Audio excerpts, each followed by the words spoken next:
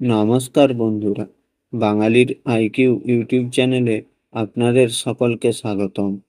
আজ আমাদের ভিডিওর বিষয় কি তা আপনারা থাম্বনেল দেখেই বুঝতে পেরেছেন।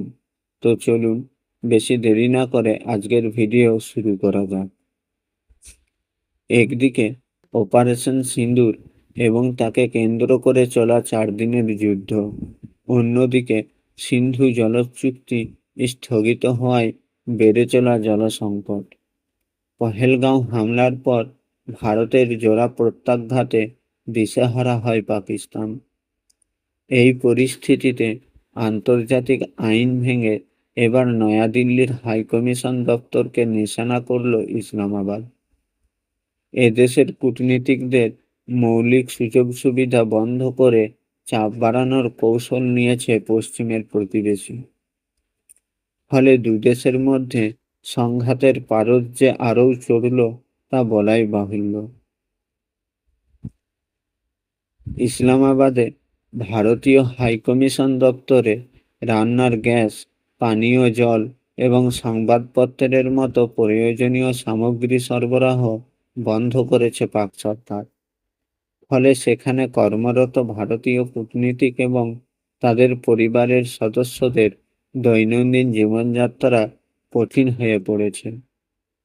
শাহবাজ শরীফ সরকারের এই পদক্ষেপকে ইচ্ছাকৃত এবং পূর্বপরিকল্পিত বলে উল্লেখ করেছেন এদেশের বিদেশ মন্ত্রকের পদস্থ কর্তা ব্যক্তিরা।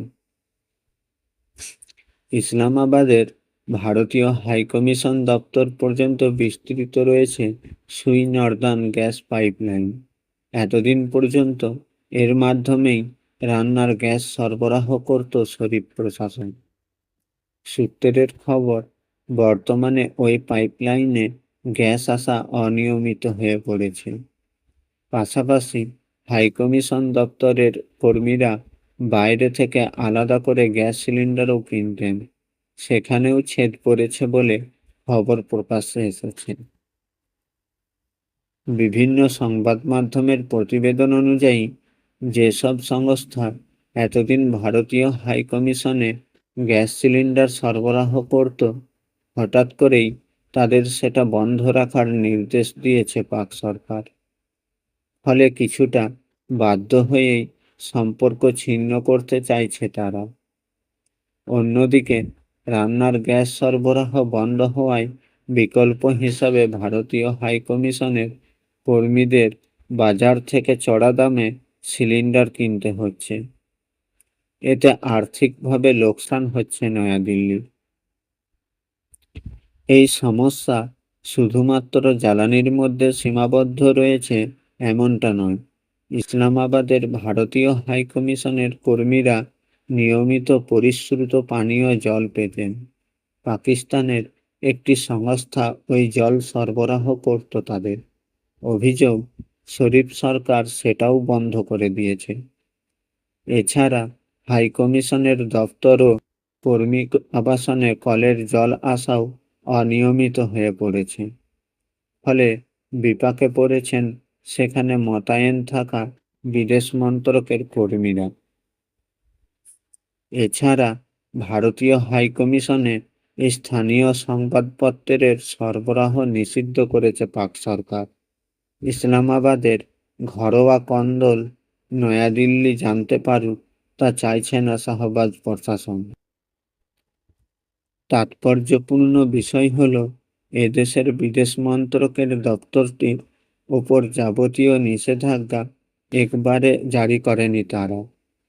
সিন্ধু জল চুক্তি স্থগিত এবং অপারেশন সিঁদুর পরবর্তী সময়ে এই তীব্রতা ধীরে ধীরে বাড়িয়েছে পাকিস্তান। ভারতীয় কূটনীতিকদের উপরে ইতিমধ্যেই কড়া নজরদারি শুরু করেছে পাক গুপ্তচর বাহিনী আইএসআই। মূলত তাদের নির্দেশেই গ্যাস, জল এবং সংবাদপত্র হাইকমিশনের দপ্তরে ঢোকা বন্ধ হয়েছে বলে মনে করা হচ্ছে। বিশ্লেষকদের মতে এভাবে চাপ বাড়িয়ে অপারেশন সিঁদুরের প্রতিশোধ নিতে চাইছেন রাওয়ালপিন্ডির সেনাকর্তারা। 1961 সালে বিশ্বের বিভিন্ন দেশের সঙ্গে কূটনৈতিক সম্পর্ক ঠিক রাখতে Vienna convention on diplomatic relations নামের একটি আইন পাস হয়। এই আন্তর্জাতিক আইন মানতে বিশ্বের প্রতিটি দেশ বাধ্য।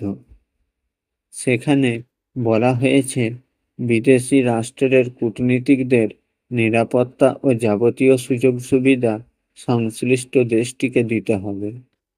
তাদের কাজ করতে যাতে কোনো সমস্যা না হয় সেটা দেখাও স্থানীয় সরকারের কর্তব্য। এই আইন অনুযায়ী ভিয়েনা কনভেনশন লঙ্ঘন করেছে পাকিস্তান। ইসলামাবাদ অবশ্য ইতিমধ্যেই যাবতীয় অভিযোগ অস্বীকার করেছে। তবে পরিস্থিতি যেদিকে গড়াচ্ছে তাতে ইটের বদলে পাটকেল নীতি নিতে পারে নয়াদিল্লি। অর্থাৎ এখানে পাক হাইকমিশনের দপ্তরে পরিশ্রুত পানীয় জল, রান্নার গ্যাস বা সংবাদপত্রের মতো সুযোগ সুবিধা বন্ধ হওয়ার আশঙ্কা রয়েছে। সূত্রের খবর, ইতিমধ্যেই বিষয়টিকে আন্তর্জাতিক মঞ্চে নিয়ে যাওয়ার প্রস্তুতি শুরু করে দিয়েছেন বিদেশমন্ত্রী এস জয়শঙ্কর। তাহলে প্রশ্ন হচ্ছে, এই ঘটনা কি ভারত পাকিস্তান সম্পর্ককে আরও খারাপের দিকে ঠেলে দেবে, নাকি বড় কোনো কূটনৈতিক সংঘর্ষের সূচনা হবে? সেটাই এখন দেখার বিষয়। এই ঘটনার আরও আপডেট আমরা আপনাদের জানাবো। আমাদের চ্যানেলটি সাবস্ক্রাইব করতে ভুলবেন না। আর ভিডিওটি যদি ভালো লাগে তাহলে একটি লাইক করবেন এবং শেয়ার করবেন।